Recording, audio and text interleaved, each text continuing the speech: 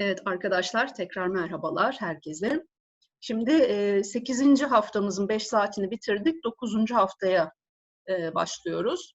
Bu hafta içinde gene 5 saat olmak üzere tam 5 tane video yükleyeceğim arkadaşlar. Devam edelim. Şimdi ben bunları anlatıyorum size bu şekilde. Buradan şunu göstermeye çalışıyorum aynı zamanda. Anlattığınız şeyi yani İngilizce konuşurken, herhangi bir dilde konuşurken bir şey anlatıyorsanız karşınızdakine, ne bileyim arada böyle çok hızlı konuşmamanız, aralarda duraklamanız, bazı şeyleri vurgulamanız, bazı şeyleri ellerinizi ve yüzünüzdeki mimikleri eklemeniz, karşınızdakilerle konuşurken anlatmak istediğiniz şeyi güçlendirecek ve dikkatlerini yoğunlaştırmalarına yardımcı olacak. Çünkü sadece dümdüz okursanız bazı şeyleri ya da dümdüz böyle hiç mimiksiz, hiç ses tonunuzu yükseltmeden ve alçaltmadan konuşursanız bu çok sıkıcı olacaktır ve karşınızdaki kişiler sizi dinlemek istemeyeceklerdir. O yüzden konuşurken sürekli bir dalgalanma halinde olacaksınız. Arada bir es vereceksiniz, bir duracaksınız. Karşınızdaki de böyle bir ne oluyor acaba diyecek. Ondan sonra devam edeceksiniz. Vurgu yapacaksınız. Ellerinizi hareket ettireceksiniz ve bu şekilde vurgulayarak konuşmanıza bir hayat katacaksınız, bir canlılık katacaksınız. Bu şekilde yapacağınız turlarda sunumları bu şekilde yapmaya çalışırsanız daha ilgi çekici, daha güzel olacaktır. Ben de bunu bu şekilde göstermeye çalışıyorum sizlere burada. Ses tonumu yükseltiyorum, alçaltıyorum, vurgular yapıyorum, elimi kolumu kullanıyorum, vurgular yapıyorum ki hani özellikle bir yerlere dikkat çekmek istediğim zaman bunları daha nereye dikkat çekmek istiyorsam bunu göstermeye çalışıyorum size özellikle. Yani bakın burası önemli anlamında ses tonunu katma, sesi yükseltme ve durma gibi mimiklerinizle, yani bu biraz da oyunculuk gibi bir şey. Yani dümdüz konuşma değildir. Çok iyi konuşuyor olabilirsiniz, çok iyi biliyor olabilirsiniz, çok iyi konuşuyor olabilirsiniz ama işin bir kısmı da tiyatrovari hareketlerdir. Yani işin tiyatrosudur. Hepsinden biraz var. İngilizce konuşma dediğimiz zaman, yani sizin mesleğinizle alakalı olarak söylüyorum. Yapmak istediğiniz işte işin biraz da tiyatrosu da var. Yani bunu da göz önünde bulundurarak konuşmaları, yani bundan sonraki İngilizce derslerinde hani yüz yüze geldiğimiz zaman hani konuşurken bunlara da özen gösterin. Bakın bu şekilde el, kol, mimik, ses tonlarınızı işin içine katıp işin tiyatrosunu, işin drama versiyonunu da unutmadan sunumlarınızı gerçekleştirmeniz ya da işte bir tur gezdirirken mesela bunları göz önünde bulundurmanız daha güzel olacaktır. Tamam mı? Evet. Şimdi devam edelim. Orta Anadolu'dan biraz bahsetmek istiyorum. Ankara konusunu açacağım. Evet. Ankara may not have any showy Ottoman palaces or regal facades. Evet, burada bir duralım. Fasat ne demekti? Hatırlayalım. Fasat dış yüzey, bir binanın dış yüzeyi demekti. Ankara may not have any regal facades or Ottoman palaces, but Ankara thrums to a vivacious, beautiful beat, unmarred by the tug of history. Drawing comparisons with Istanbul is pointless. The flat, modest surroundings are hardly the stuff of national poetry, but the civic success of this dynamic and intellectual city is assured thanks to students and foreign embassies. Well, the country's capital, Ankara, has made remarkable progress from a dusty Anatolian backwater to today's sophisticated arena for international affairs. Turkey's economic success is reflected in the booming restaurant scene around Kavaklıdere and the ripped jean politic of Kızılay's sidewalk cafes, frequented by hip students, old-timers, and businessmen alike. And while the dynamic street life is enough of a reason to visit, Ankara also boasts two extraordinary monuments central to the Turkish story.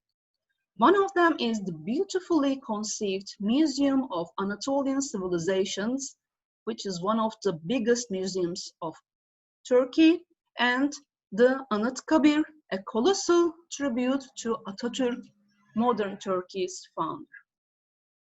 Okay. First of all, let's talk about history of Ankara a little. Well, although Hittite remains dating back to before 1200 BC have been found in Ankara, the town really prospered as a Phrygian settlement on the north, south, and east-west trade routes.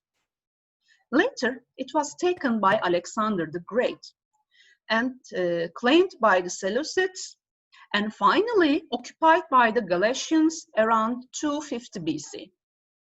And then Augustus Caesar annexed it to Rome as Anikra, thus Ankara, okay? While the Byzantines held the town for centuries, with intermittent raids by the Persians and Arabs, and then the Seljuk Turks came to Anatolia and they grabbed the city, but held it with difficulty.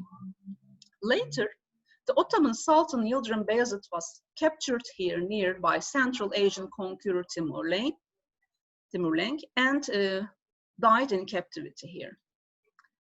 And then the city slowly slumped into a backwater, prized for nothing but its gold. Well, that all changed when Atatürk chose Ankara,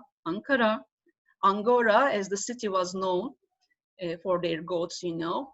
Well, until 1930, Atatürk chose here to be his base in the struggle for independence.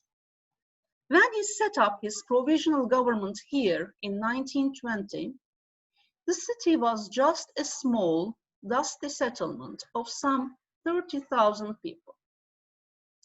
After his victory in the War of Independence, Atatürk declared it the new Turkish capital and set about developing it.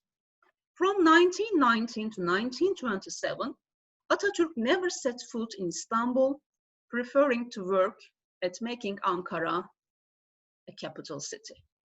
Okay.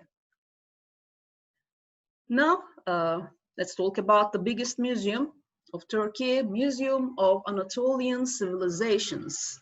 Anadolu Medeniyetleri Müzesi arkadaşlar. Türkiye'nin en büyük müzesi ve içinde her şey var. Bütün medeniyetler var. Evet. The superb Museum of Anatolian Civilizations is the perfect introduction to the complex view of Turkey's ancient past, housing artifacts picked from just every significant archaeological site in Anatolia, in whole of Anatolia. Well, this museum is housed in a 15th century Bedestan. Bedestan means covered market. The central room houses reliefs and statues. Now, what does relief mean? Hatırladık mı? Relief ne demekti? Rölyef demekti. Evet, rölyefler ve heykeller demek istiyor. Reliefs and statues. While the surrounding hall displays exhibits from Paleolithic, Neolithic, Chalcolithic, Bronze Age, Assyrian, Hittite, Phrygian, Eurasian, and Lydian periods. Wow. Okay.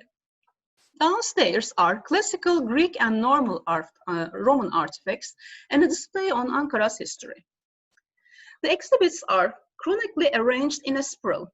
Start at the Paleolithic and Neolithic displays in the room to the right of the entrance, then continue in an anti-clockwise direction and visiting the central room last. Okay? Items from one of the most important Neolithic sites in the world, which is Çatalhöyük, southeast of Konya, Çatalhöyük, are displayed here. Well, there is a mock-up of the inside of a dwelling, typical of those uncovered at the site, one of the most famous mother goddess sculptures unearthed from the excavations and wall paintings of hunting scenes. Also on show are many finds from the Assyrian trading colony Kültepe, one of the world's oldest and wealthiest bazaars. Well, these include baked clay tablets found at the site, which dates to the beginning of the second millennium BC. One of the striking Hittite figures of bulls and stags in the next room used to be the emblem of Ankara. Well, the Hittites were known for their relief work and some mitre slabs representing the best pieces found in the country, generally from around Hattusha. And these are on display in the museum's central room. Okay. Most of the finds from the Phrygian capital Gordion, including incredible inlaid wooden furniture, inlaid wooden kakma ahşap demek arkadaşlar. Inlaid kakma demek. Evet, inlaid wooden furniture, ahşap kakmalı mobilya are on display in the museum's last rooms. The exhibits also include limestone blocks with still indecipherable inscriptions resembling the Greek alphabet, and lion and ram-head ritual vessels that show the high quality of Phrygian metalwork. Okay, Eurasian artifacts are also on display here. Spurred by rich metal deposits, the Eurasians were Anatolia's foremost metal workers, as the knives, horse bits, water plates, and shields on display demonstrate. There are also terracotta figures of gods in human form, some revealing their divine powers by growing scorpion tails and Neo-Hittite artifacts. Yes.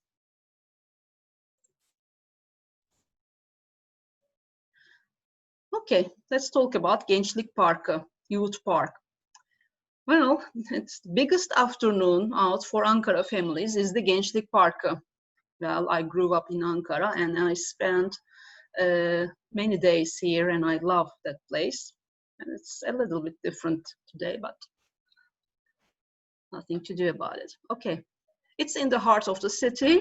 It's a classic Middle Eastern style park with several pleasant çay bahçesi, tea gardens, and lots of water fountains lit in beautiful colors, and a Luna Park, which is a fun fair amusement park for children and adults likewise, and thrills for teenagers, and it's a beautiful place. Go and check it out, okay? Well, Rahmi Koç Industrial Museum is an interesting place to visit. It's a surprisingly absorbing industrial museum, which is located inside the beautifully restored Çengelhan building. It has 3 floors covering subjects as diverse as transport, science, music, computing, Atatürk, carpets, and some displays have interactive features. Anyone born before about 1985, such as me, should be prepared for the somewhat depressing shock of seeing childhood memories, such as ZX Spectrum computers, cassette tapes, and things you could have sworn blind were only invented a year or so back, being deemed old enough to be worthy of museum status. Yes, we are old. Okay. Well, Ethnography Museum is another must-stop places.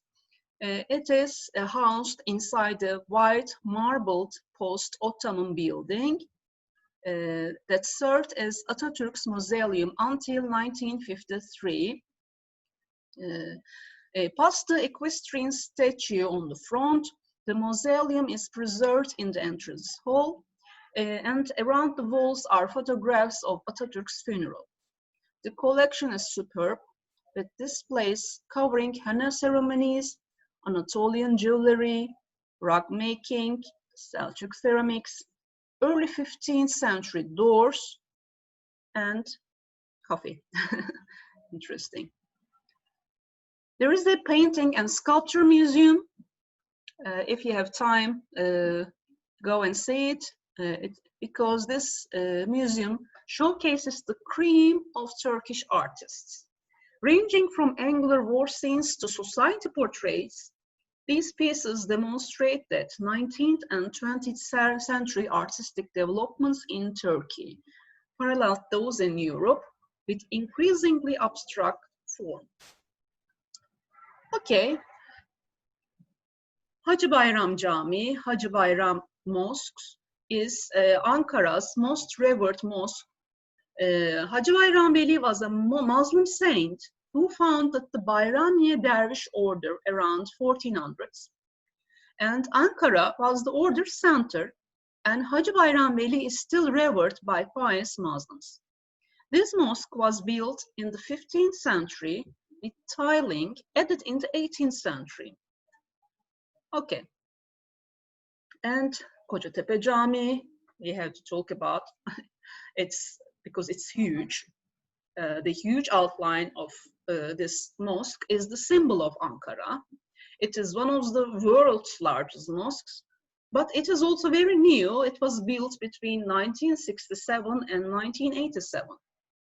And there's also a supermarket in the basement level of the mosques. It's very interesting and unique.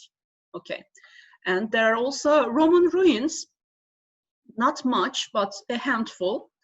You can see all of them in just half a day. Roman baths, the layout of these is still clearly visible. Temple of Augustus, well, there are just a few walls and columns.